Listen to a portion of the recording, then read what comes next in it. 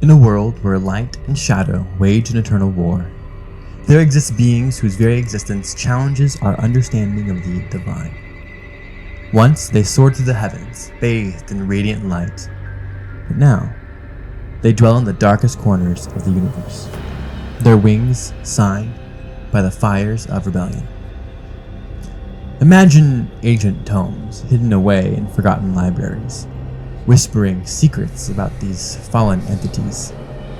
Creatures of immense power, bound by curses that even the gods dare not speak of. These are the angels cast from grace, beings who have defiled the celestial order and in doing so have become something far more dangerous. But what drives an angel to fall? Is it pride, corruption, or perhaps a purpose so dark it was forbidden from the start? Well, prepare yourself for a journey into the unknown, where light fades into shadow, and the lines between good and evil blur.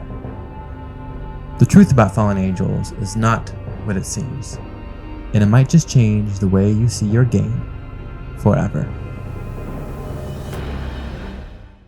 Hello everyone, and welcome back to the Wisdom Save podcast. My name is Sam, and I will be your host and Dungeon Master for today, and I'm super excited because today we're diving head deep into angels, specifically fallen angels. Let's get started.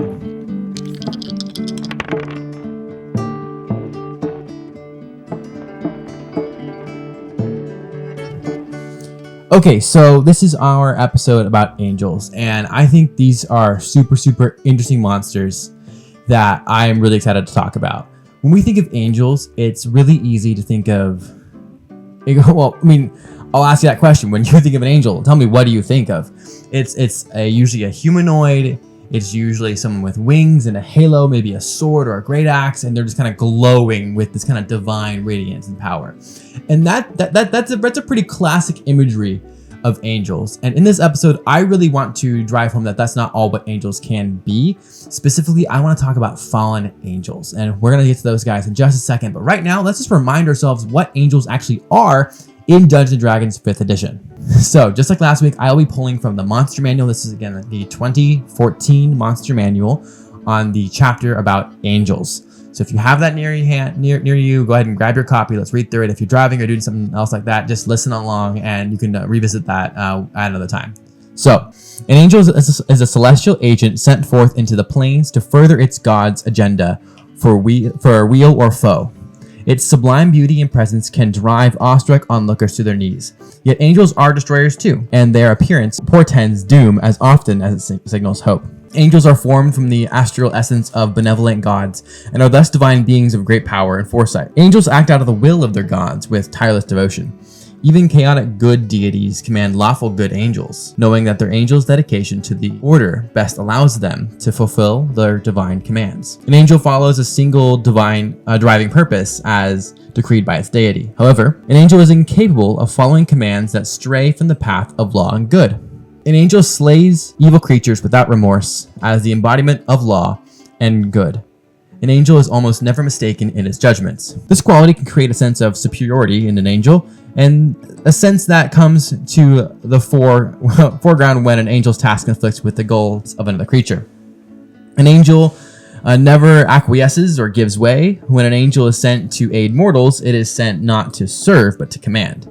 The gods of good therefore send their angels among mortals only in response to their most dire circumstances. Angels' moral compass grants it a sense of infallibility that can sometimes spell its undoing. Angels are usually too wise to fall for a simple deception, but sometimes pride can lead in the way to commit an evil act. Whether intentional or accidental, such an act is a permanent stain that marks the angel as an outcast. Fallen angels retain their power, but lose their connection to deities from which they were made. Most fallen angels take their banishment personally, rebelling against the powers that they served by seeking rulership over a section of the abyss or a place among the fallen hierarchy of the nine hells. Zariel, the ruler of the first layer of the nine hells, is such a creature. Rather than rebel, some fallen angels resign themselves to an isolated existence on the material plane, living in disguise as simple hermits. If they're redeemed, they can become powerful allies dedicated to justice and compassionate service. That's kind of what the book has as an overview for angels. And I have a slight problem with these angels. I think they're interesting. I think they're cool. Well, no, I think they're incredibly boring. I think, and this is, I think, a lot of people's problems with these kind of truly morally good characters. They're not super interesting, right? That's also why the Oathbreaker Paladin, Oath of Vengeance, tend to be the more popular oaths for paladins rather than your traditional lawful good paladin. Even this past week, we were talking about over on Instagram threads what makes a lawful good paladin a lawful good paladin, and the reception was, well, paladins don't always have to be lawful good. So in the same way, I love this idea that these angels aren't always good. That yes, they believe themselves to be good, they believe themselves to be infallible, but they do make mistakes and can make mistakes.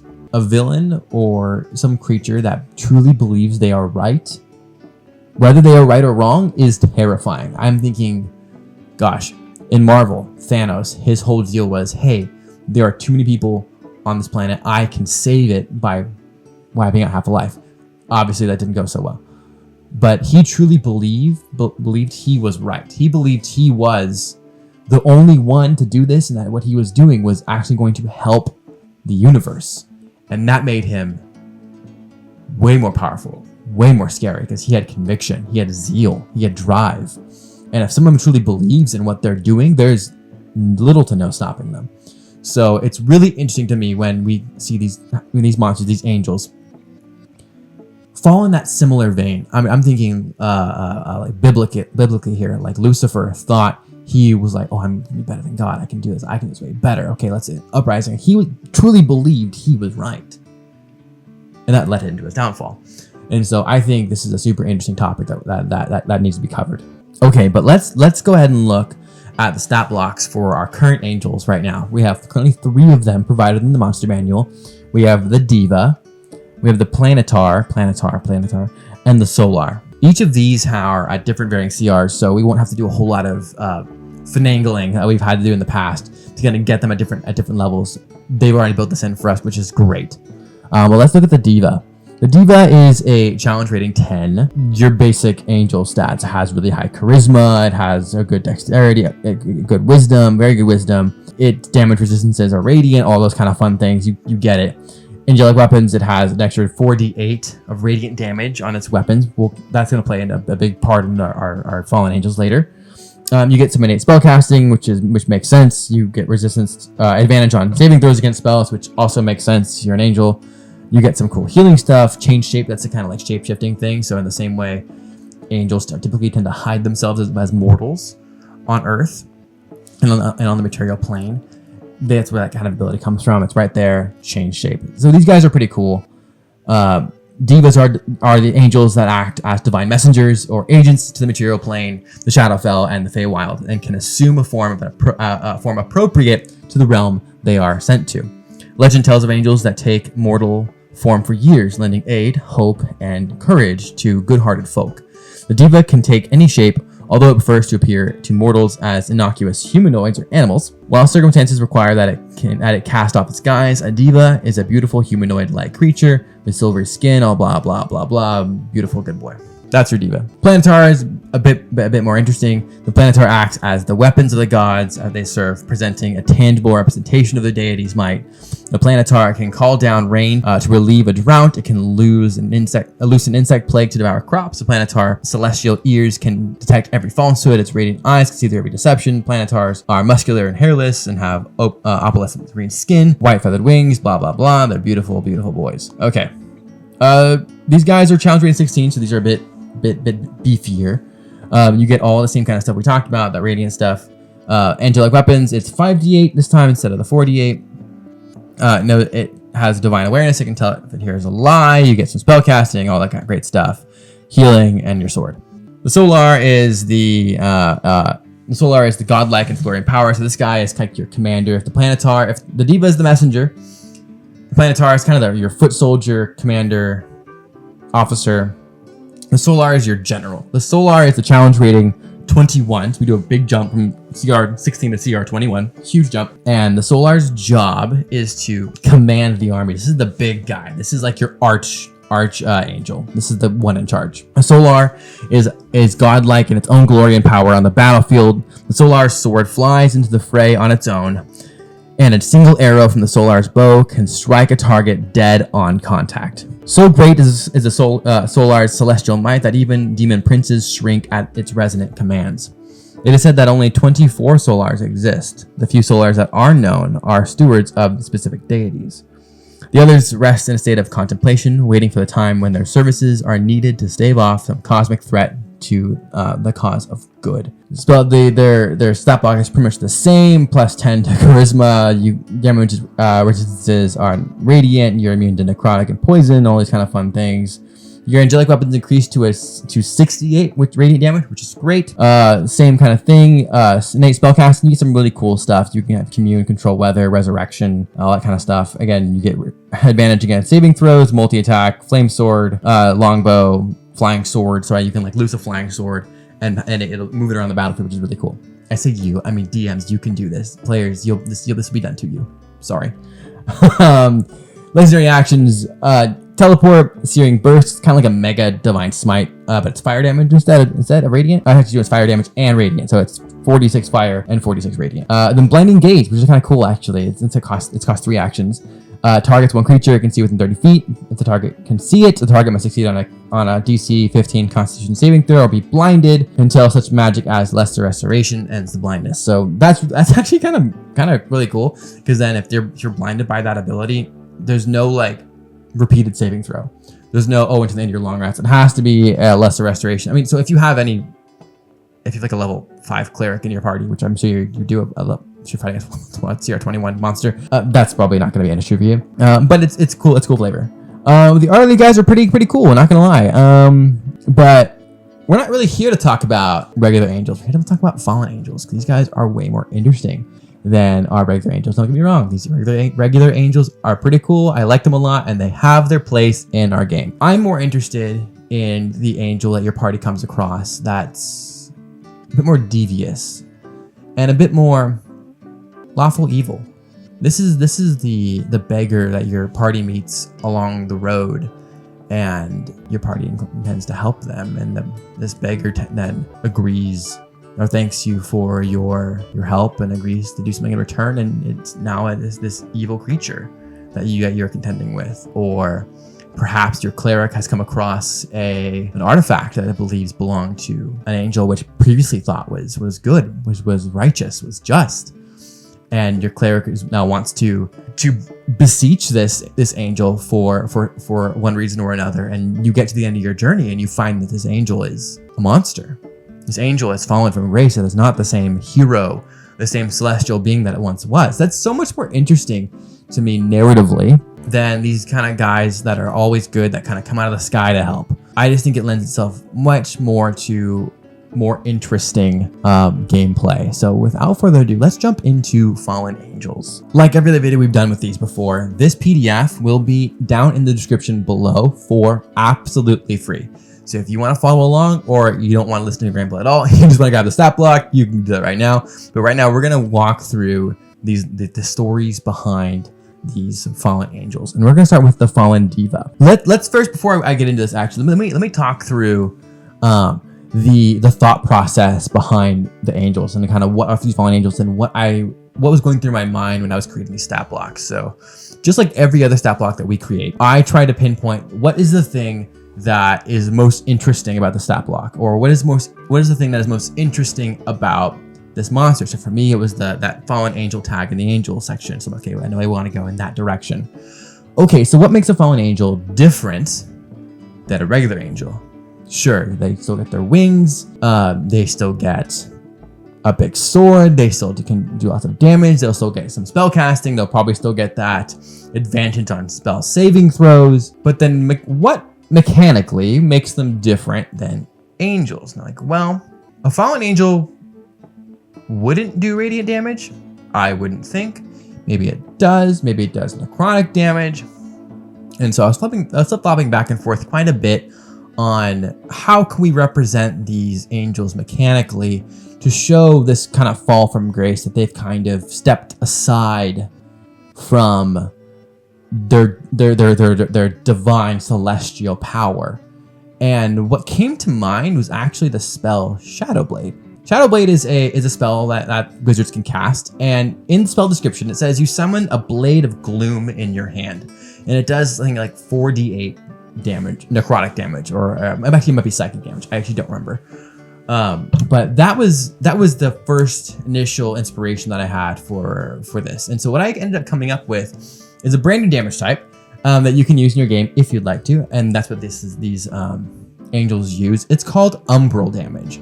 And what umbral damage is it's that pinpoint just between radiant and necrotic.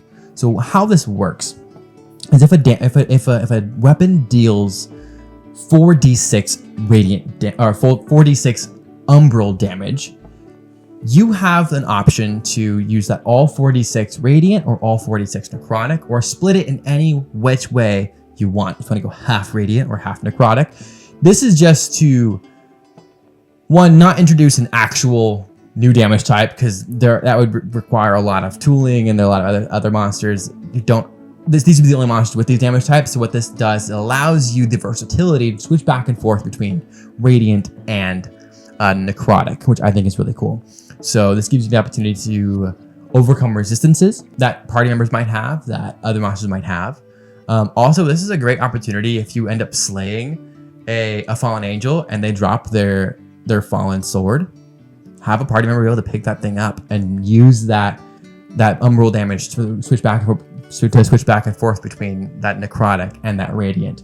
If you want to do psychic damage, you can make it do psychic damage if you want to homebrew that. But per the stat block, and what we've come up with here, it's radiant and necrotic. So it's that imagery of, yes, it's angelic, it's beautiful, but in a dark way. It's something that's been twisted.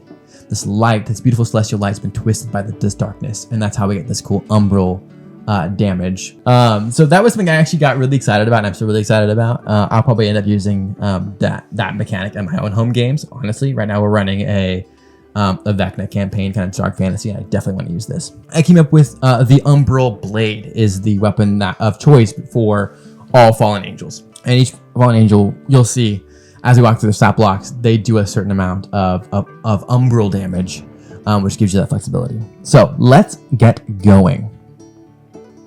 We are going to start with the Fallen Deva. I'm going to put his picture right here. This is what he looks like. He's really awesome. Again, all of our pieces of art are done by my friend Aaron Tolopilo. He's an amazing artist. He does all this kind of stuff all the time.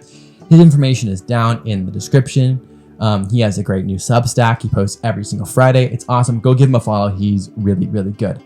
He might also be open for a commission. So if you want him to commission you an art piece of your character or your party, or DMs, if you have this idea you want to do, give him a ring. I'm sure he'd love to do that for you.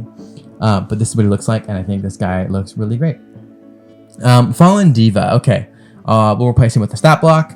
The Fallen Deva is a challenge rating 11, so a little bit around the same, a little bit higher than the normal Diva, which I mean makes sense. If you're tapping into, in my opinion, darker power, you should get more powerful. That's kind of the whole allure to dark powers, become more powerful, right? That's kind of the whole point. One of my biggest gripes is Baldur's Gate 3, but we can talk about that later.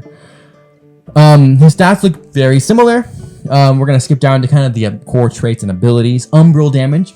All damage dealt by the Fallen Deva is umbral damage, a unique combination of radiant and necrotic that can be attributed as either type for the purposes of overcoming resistances and immunities. So all damage that this Deva does, and all of our Fallen Angels have the same feature, all damage these guys do are umbral. So you have the opportunity again to make it either full radiant or full necrotic, or split it half or the other half, or if you want to do some weird other combination or 60-40, whatever, you can mix and match. Which is kind of cool. Or you can even, I think it's way more cool to split it across the aisle there and do half and half, because it really kind of lends itself to that storytelling. Anyway, I'm rambling. Let's keep going. Fallen angelic weapons. The Fallen Deva's weapon attacks are magical. When the Fallen Deva hits with any weapon, the weapon deals an extra 4d8 umbral. So this is one of the biggest changes from our stat blocks to the angels. The angels were melee attacks. This is all attacks. So even if a angel does a ranged attack with an umbral bow, which we'll get to in a second, you can also do that same umbral damage. and you get that extra 4d8 of that. Innate spellcasting, you get Detect Good and Evil, you get Hex, and Arms of Hadar. These are at will. Once per day, you get Darkness, Hunger of Hadar, and Everard's Black Tentacles. So these are just spells that really, really fit the vibe of angels. And some of these are warlock spells, some of these are wizard spells. These are just things that really lend itself to the flavor of this dark, angelic being, where these black tendrils kind of come out of it, and kind of, it's almost like, it feels very warlocky, which I think kind of is the right vibe here. They get a bonded umbral blade. So the Fallen Deva is magically bonded to its umbral blade. This weapon appears as a great longsword, inlaid with faded runes, sapphires, clearly once filled with holy and righteous energy, but is now reduced to a mere shadow. The Fallen Deva can summon the umbral blade to its hand as a bonus action if it is within 120 feet of itself. The umbral blade cannot be disarmed while a Fallen Deva is conscious, and deals 4d8 umbral on a hit. So 4d8 from your umbral sword, an extra 4d8 from your regular the fallen angelic weapon ability, so you're talking 8d8 umbral on a hit. That's why this guy only gets like 1 attack. Sorry, he gets 2 attacks. Sorry guys, you're all dead. Aura of Despair is one of his other abilities. Any creature that starts its turn within 10 feet of the Fallen Deva must make a DC 17 Wisdom saving throw. On a failed save, the creature is frightened until the start of its next turn. If the creature's saving throw is successful, it's immune to the Fallen Deva's Aura of Despair for the next 24 hours. So very similar. We've seen that in a lot of other monsters. And then you get your advantage on saving throws. Multi-attack, Umbral Blade, and Umbral Longbow. We'll talk about this. Actually, right now is probably a good time to talk about this. You get your change shape ability is the same. Necrotic Rebuke is a reaction. Force DC 17 con saving throw, or you take damage. All Umbral. Let's talk about the Umbral Blade and Umbral Longbow. So this is if you go to the very end of the PDF, this is a new magic weapon that we've included.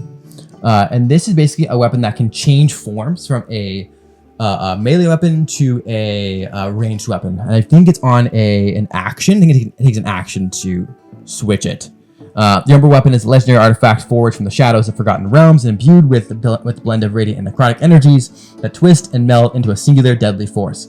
This weapon manifests in 2 distinct forms, adapting seamlessly to the battlefield. In its melee form, it does 46 plus the spellcasting modifier plus the 48 Umbral. In its ranged form, it's the same as 2d8 plus spell mod, piercing damage plus 4d8 Umbral. Versatile mastery. This legendary weapon allows its bearer to switch seamlessly between melee and ranged combat forms as a part of their action. So I lied. As a part of your action, you have this massive sword. You swing real hard, you kill the guy in front of you, and in your second action, it transforms into a massive longbow. That's super cool. Which is also why this is an artifact. Whether in close quarters combat, duels, or a sniper-like precision strikes, the Umbral weapon remains a formidable choice. Its darkened edge poised to serve justice or inflict ruin upon those who dare oppose its master. Then obviously it requires attunement by someone who's proficient with longswords and longbows. So you have to be proficient with both weapons to use this. So martial weapons. If you're proficient with martial weapons, this is all free game. So that is a new magic item. That goes along with these guys, and this is the same weapon that they all deal. It's detailed a little differently in the stat block just to make things a little bit easier, but mechanically they are one and the same. So that's the Fallen Deva. Really cool. I like him a lot. Let's move on to the Fallen Planatar. I'll put him right here. This guy looks really ugly and really gross. Again, also with all these art pieces, Aaron talks about his process on how he went about creating these, because I sent him to the stat blocks and he has full creative liberties to kind of do what he wants with them. And he kind of talks about some of his process, which I also really love to hear, because I'm not an artist. I don't understand what goes into any of that. So it's really cool to get to see kind of peek into his mind and how he works, which is great. Anyway, Fallen Planatar. This guy's at challenge rating 16. You get all the same stuff as before. Your spells are a little different. You get Detect Good and Evil and Invisibility on yourself at will. Then 3 times a day, you get Blade Barrier, Dispel Evil and Good, Finger of Death. And then once per day, you get Control Weather and Insect Plague. Accursed Spectre is a new ability found on the Fallen Planatar. The Fallen Planatar can summon a Spectre at will without expending a spell slot. When it does so, the Spectre appears with a corrupted umbral form reflecting the fallen nature of the Planatar. The Spectre remains until it's dismissed or destroyed, and it obeys its command to the best of its ability. Now, this Accursed Spectre can summon at will without spending a spell slot. This is once per day. I don't think the PDF says it once per day. I'll make that edit. It is once per day. You can't just keep summoning as much as you want. It's once per day. And then the stat block for that Accursed Spectre is also at the bottom of the PDF. You get a summon Spectre spell, 4th level necromancy spell. I'll let you guys read that on your own. It's a very basic spell that allows you to summon a Spectre. Aura Despair is pretty much the same here. We just have increased the DC on that Wisdom saving throw. Multi-attack, two attacks. This guy now gets healing touch 4 times a day. So again, even though they are fallen angels, they have that kind of more evil nuances. He still has some healing ability, which is awesome. So that is our Fallen Planatar. Fallen Solar, this guy right here. He's kind of the big bad general guy. He's the one where there's only 24 of them in existence. He's the one that's overseeing everything and waiting for that perfect time to strike. The darkest reaches of the abyssal plains, where light is but a distant memory, resides a being of immense power and profound sorrow, the Fallen Solar. Once a paragon of divine might and celestial radiance, the Fallen Solar now embodies the tragic downfall of celestial virtue. It is a being whose very presence casts an oppressive gloom, suffocating hope and instilling dread in the hearts of even the bravest warriors. Fallen Solar was not always an instrument of darkness. It was once a solar, a celestial of unparalleled grace and might, entrusted with the most sacred missions of the divine pantheon. Its emerald wings would shimmer with heavenly light. Its sword would blaze with righteous fury. Legend spoke of the Solar's deeds, of fiends vanquished, of worlds saved from the blink of destruction. Its voice, a clarion call of justice, resonating through the heavens, commanding respect and awe of all who beheld it. Yet the annals of celestial history were not devoid of sorrow. Betrayal and loss wrought a change in the Solar, twisting its noble heart. It fell from grace. Its radiant wings darkened to an inky blackness, its sword now a vessel of shadow and despair. Where once it spread hope, the Fallen Solar now spreads fear. Its once resonant voice, now a haunting whisper, echoes through the abyss, a chilling reminder of its fallen glory. The Fallen Solar is a master of Eldritch power, having forged a dark pact that grants it formidable abilities. Among its most feared invocations is the ability to summon a legion of spectral warriors, echoes of lost souls bound to its will. These shadowy minions are relentless, driven by a hunger for battle that mirrors the Fallen Solar's own insatiable thirst for retribution. With each clash of its umbral blade, whether in melee or ranged, it weaves spells of darkness, binding its very essence of its foes. Despite its fall, the Fallen Solar retains a twisted sense of purpose.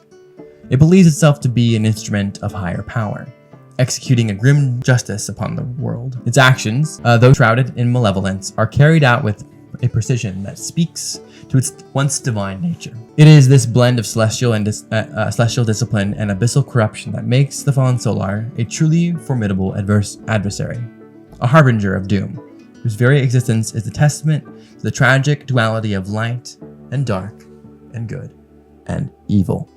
So in my head, this Fallen Solar is a perfect opportunity for to be your big bad. This is a guy who, again, is top of the food chain. This guy is someone you don't want to mess with. This is someone who has a legion of specters and fallen angels at his command that he can do with what he wills. These are creatures that have that same divine ability to carry out orders to the letter, the same lawfulness that comes from celestial heavens. Now commands abyssal armies, commands these armies of undead. And that's really terrifying to me.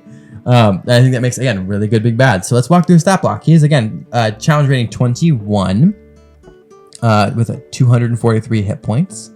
All the umbral damage is the same. Your fallen intellect weapons now deal 68 umbral damage. Divine awareness, again, knows here's a lie. Your spellcasting is pretty much the same.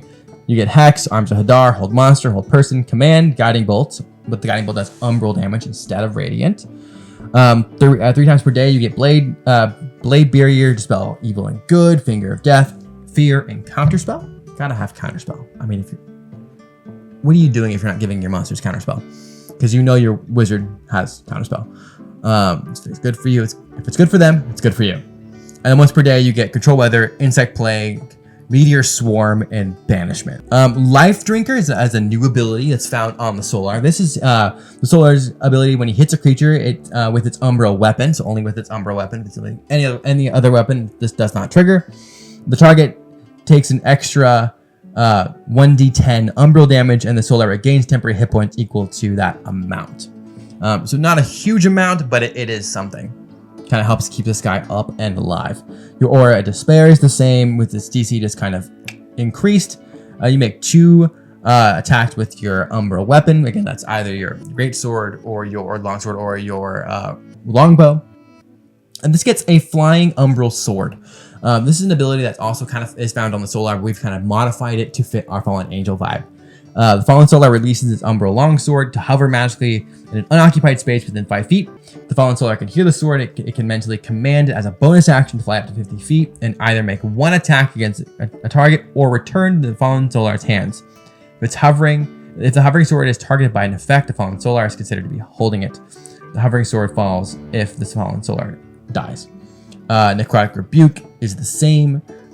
Your DC has gone up, your damage has gone up, and you get Healing Touch, but it's just better. As far as legendary actions, you get your Teleport, your Searing Burst, Blinding Gaze. The Searing Burst, the Fallen Solar emits a magical divine energy. Each creature makes a dex save, and then you split the damage between fire and radiant. Blinding Gaze is the same thing. You're blinded until you can are casted with lesser restoration. So those are pretty much the same. The main takeaways here is the change we've made to how radiant and necrotic damage work with our new Umbra weapons. I think this is a really unique thing that I haven't seen too many people play with, being able to swap damage types. There are some player classes that allow for this. I'm thinking of the Order of Scribes Wizard. I think there's a Warlock that can do this. And there's some new abilities, I think, in the new Player's Handbook that allow you to do this. But on a whim, being able to change what type of damage you're doing, and also from attack to attack, change what you're attacking with, whether it's a ranged weapon or a melee weapon, I think is really cool. And again, all these Fallen Angels wield the same sword. So at level 10, or challenge rating 10, 11, if your party encounters the Fallen Deva, totally reward them with this sword. Maybe this sword was something that actually they found actually belongs to the big bad guy or one of his minions that they found way earlier, and it's something they don't understand what it is. They don't know how to tap into it. Maybe it's just a hilt with the umbral blade of gloom that's protracted, that's disappeared, and they have to go on a mission and quest to figure out how to use it.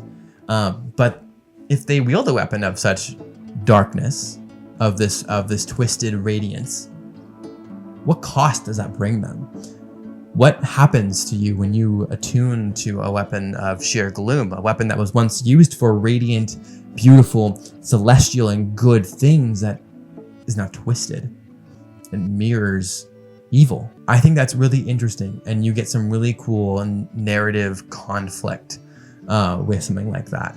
So that's just something that I really enjoyed designing. I'm for sure gonna use that.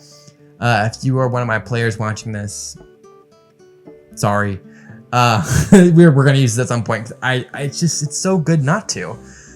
Again, I love introducing moral quandaries to my game, and stakes to our game, because without that, the story is just a hack and slash. If we want to play a hack and slash, we would just play Doom or the new Space Marines game coming out. But I digress. Anyway, guys, that is actually all we have for you today. I am really excited to bring these fallen angels to you and put this PDF in your hands for free.